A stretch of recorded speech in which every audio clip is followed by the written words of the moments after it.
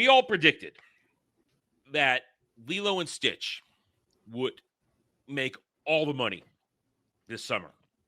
That it was going to be the billion-dollar blockbuster, the biggest hit of the summer, only maybe getting a close second to Dinosaurs. And we're off to a great start.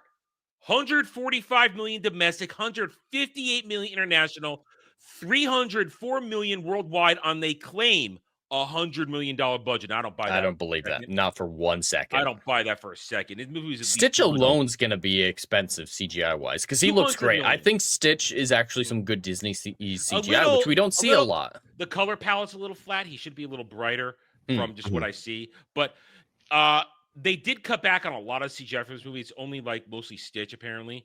But what you have here is a movie that had a lot of marketing put into it. A lot of marketing. And this movie's easily 200 million, but still, we'll play their game. This thing will hit profit before the week's over. And so if it hits $1 billion, Disney's going to make money. But there's a problem, though. Well, yeah, if it hits $1 billion, yes, they're going to make money. Well, but I mean, they'll make more money than initially. We play with our 100 million budget, is what I'm saying. But yeah, they're going to make a lot of profit. I think they're probably at profit already, if we believe their number. If we believe, well, yeah, I mean, they're pretty much there. They'll be there tomorrow. It's Memorial Day. But here's the thing: if they hit $1 billion, I was pretty dead set sure that Lilo Stitch would easily cross $1 billion. It may still, but there has been now a bump in the road. Now, who here has seen the original? Yeah. As a kid, I don't remember a thing about it. Okay, so I've seen the original. I watched the sequel movie. I watched the TV series, and I watched the finale movie. I saw it all. I watched it all, and I think it's one of the best overall series Disney has done back in the day when it was still Disney, because it had a lot of heart and soul put into it. Ohana. Ohana means you don't leave family behind. That kind of stuff. And people resonate. Stitch is a great character. Lilo's a great character. All the characters, all the family, all the experiments, they're all fun. It's exciting, good time. When we saw the initial trailers come out, and I gave a reaction, I said, wow, looks like they're sticking to it. And if they stick to it and they don't put agenda in there, it's going to be fine. Well, danger, Will Robinson, danger. We have a problem. Spoilers. Now, if you don't want to know, spoilers. Disney's live-action Lilo and Stitch makes massive controversial change to the ending. And I'm sure you guys, if you are on X Twitter, you've already seen a lot of people in our sphere who are big old school Lilo and Stitch fans. They are screaming and shouting about this. So let's go over it real quick. Par for the course with such adaptations, a number of changes have been made to the tale of Disney's Lilo and Stitch in its jump to live action, but perhaps none more significant or as baffling as the rewrite given to the film's original ending. Now, among that, they got rid of the giant fish guy, Gontu, I think his name is, the bounty hunter who they hired to come and get Stitch. He's not even in the movie, from what I'm told, which is a massive missing piece of the equation, especially if you go forward, because he continues to be an antagonist through the entire series. Goofy, but there. So he's not even in it. And their answer, he was too expensive for the CGI. So yeah. Okay, so well, that gives a little bit more credence to the low budget then, I guess. But I guess. But now here's like the original movie ending. Everybody's happy. And let's let Bounty and Thomas does a very good job of explaining this, so I'll let them do it. As readers who have seen the 2002 animated original may recall, one of the central themes is the concept of family, as exemplified by the relationship between titular Lilo and her older sister Nani. Recently made orphans thanks to the untimely car crash death of their parents, the film opens with Nani preparing for a home visit from the social worker Cobra Bubbles, who is soon arriving to evaluate her capability as Lilo's caretaker. Unfortunately, thanks to a string of miscommunications between all three, Cobra walks away from the visit with strong doubts regarding Nani's capacity to be responsible. Let me illuminate you to the previous situation in which you have found yourself. I am the one they call when things go wrong, and things have indeed gone wrong. In case you're wondering, this did not go well. You have 3 days to change my mind. And then Stitch is going to crash land, and hijinks will ensue that make them a better family. But despite her best effort, after another recapture attempt by Jumba and Pleakley ends with her house being blown to smithereens, Cobra decides to remove Lilo from her custody and begin the process of placing her in foster care. Understandably confused, Nani frantically declares to Cobra, "You don't know what you're doing. She needs me." Only for him to pull Bella back. "Is this what she needs? It's clear to me that you need her a lot more than she needs you." However, after the Great Council Whoopin officially sentences Stitch to life in exile on Earth, in doing so formally designating his new family as his official wardens, Cobra not only revises his initial judgment and grants Nani full custody of Lilo, but also goes on to become a genuine friend of the family. And though the live-action Lilo Stitch still attempts to embody the spirit of Ohana means family, family means nobody gets left behind, it completely misses the mark thanks to the aforementioned change to its ending. Now, I'm just going to quickly roll through what goes on here. The movie's going to follow some along these lines about this whole thing. And then at the very end,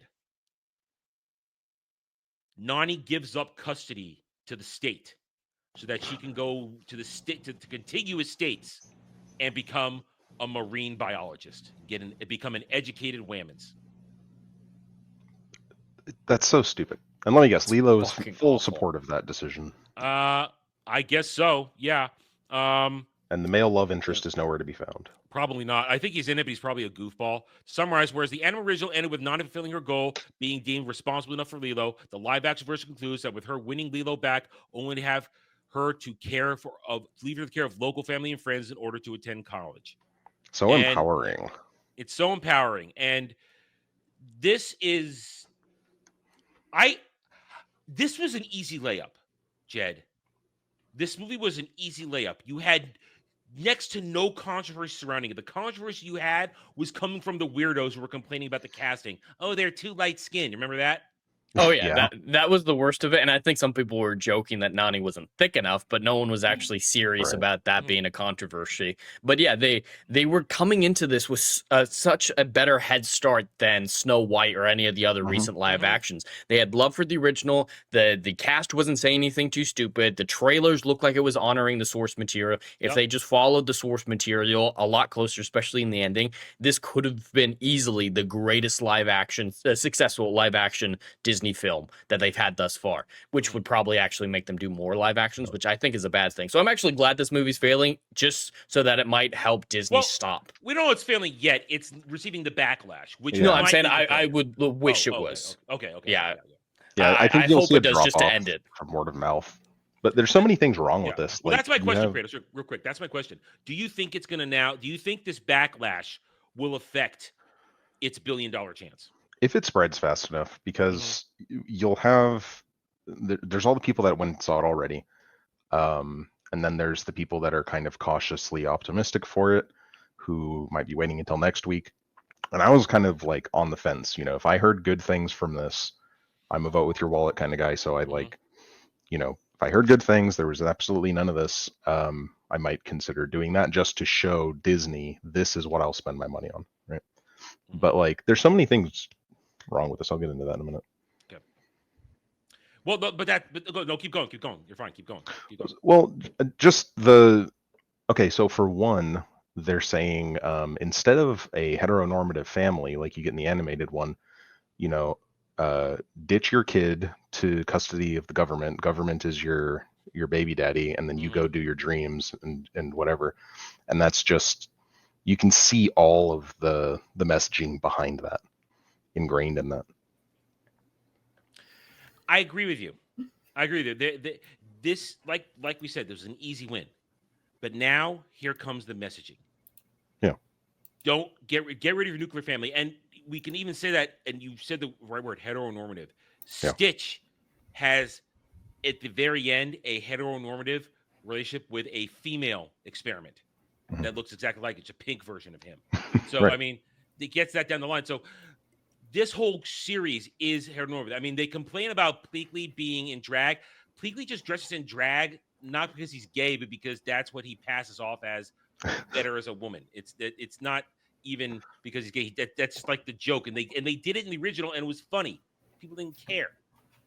But plus, he's an alien, so he's an alien, so that makes it even more unbelievable. But the overarching part of this is this thing had an easy time. No controversy leading up to it. The actors were fine. Everybody thought the little girl was cute. Stitch, Jed, you said it. Stitch looked right. They got the original voice actor for Stitch. They had everything lined up for greatness here to not drop the ball, and they changed the movie. They changed the lore, they changed the story to get in an agenda line that flies in the face of the whole concept of Lilo and Stitch, family, Ohana. Families don't leave behind, and family also doesn't necessarily mean blood. Family are the people you bring into your life. You know what this needs is a meme, because if there's a meme that goes around, it's like, Ohana means family. Well, see you later. Like, something like that, and if something like that spreads like wildfire. We need the screen cap for the movie for that. That's what we need to make that meme. Yeah. Bye. I'm off to college. Yeah. All right. Good luck with your life. I also saw from Steph, my nerdy home, who went to see this film, and she was a big Lilo and Stitch fan, that a lot of the family stuff, what is it, Nani? Yeah. Nani was replaced with the word for responsibility a lot. And it was more like, oh, I have a responsibility to you. And that was what the sister was saying a lot through the film, until ultimately coming to that change in the ending, where it's like, I'm not going to be responsible for you because I don't actually want to be. So, yeah, it's changing out family for feminist, lonely cat women. Yeah, and there's even little hints of like pro-choice stuff in there, like give up your kid, go pursue your dreams. Damn, you're right. Kids are holding you back. Yeah. That's where, from what I understand, the sister was starting from, is she felt like she was being held back, and then they grew into being an actual family unit and caring. Instead, they make that the end of her journey. Instead of a character flaw that is worked through, the character flaw is the destination rather than the obstacle. And I think that's a lot of the moral misunderstanding of modern day Hollywood with the changes, like Ironheart. That is a character flaw seen as the destination. I think that's a fundamental misunderstanding of basic morality. And what I'm curious about more than anything is, how do you pass that off as any kind of a good ending? Like, who is now responsible for Lilo and Stitch, by the way? Friends and family and the government. And friends in the government. That's it. Not only that, that was the whole point of Stitch being in there, was that he was there to stitch them up, basically. I get it. I reject. They stitched the family rift. I reject that joke. I reject it. That's a bad joke. So I don't. If the word of mouth hits, and it hits hard, and they don't get the repeat view, you get to $1 billion from repeat viewing. If the kids have gone to see this, and then they go watch the original, and they just want to watch the original like this, if we don't get through, I feel like there is now there's a possible path to the backlash leading to families not going to go see this over and over again. And it may fall short. Now, it will make money because of its low budget, but Disney needed this to be $1 billion to offset the losses they're going to suffer from the MCU this year. They needed this. And there is a chance it doesn't get there. There's a chance. I still think it. I honestly still think that it will make the $1 billion, just because there was enough momentum behind it, and it's already off to a good start. Now, we've seen things with good starts just fall off the cliff completely. We'll know next weekend. Fascinating is the best word I can put to this. Because listen, I want all things Disney to fail, but if something is good, I will give it credit. But if they change the entire core meaning of this movie from the original, that's not good, and therefore I want it to fail. This is enough of a reason for me to not go to see the movie. I wouldn't see it. I'd rather watch the original. I think the original is a lovely, delightful movie. Sure. If it's over 500 million by next weekend, it'll probably get there. If it's under, it might already be losing steam. If it doesn't cross 500 million by next weekend, it might not have the steam to get to it. Yeah, that's a good bar. Thanks for watching, everyone. If you enjoyed the video, hit that like button, subscribe to the channel, check out my gaming channel at Renaissance Nerd Arcade, and follow me on X Twitter under @TheRedNerd. Thanks again for watching. Take it easy.